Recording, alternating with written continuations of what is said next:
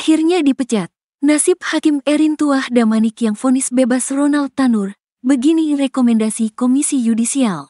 Beginilah nasib Hakim Erin Tuah Damanik dan 2 hakim lainnya yang jatuhkan vonis bebas kepada Ronald Tanur.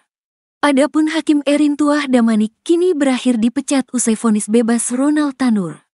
Hal itu diputuskan dalam rapat kerja KY bersama Komisi 3 DPR RI, di mana Komisi Yudisial, KY, memutuskan 3 hakim Pengadilan Negeri Surabaya yang memberikan vonis bebas kepada Ronald Tanur dipecat.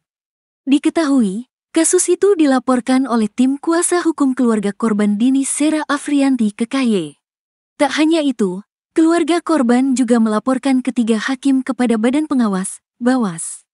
Mahkamah Agung RI menjatuhkan sanksi berat terhadap terlapor 1 saudara Erin Tuah Damanik, terlapor 2 saudara Mangapul, dan terlapor 3 saudara Heru Hanindyo berupa pemberhentian tetap dengan hak pensiun, kata Kabid Waskim dan Investigasi KY Joko Sasmita di gedung DPR RI. Joko pun menyatakan KY sudah mengusulkan agar ketiga hakim itu diajukan ke Majelis Kehormatan Hakim. Tak hanya itu, KY juga sudah memberikan surat rekomendasi pemecatan itu kepada Ma.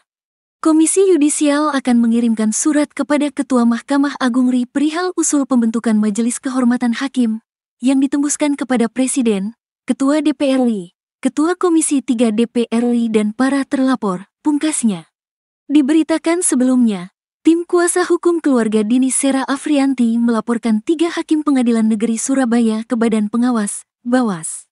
Mahkamah Agung, sebelum mengajukan ke Bawasma, keluarga korban penganiayaan, Dini, terlebih dahulu mendatangi kantor Komisi Yudisial, KY, di Jakarta.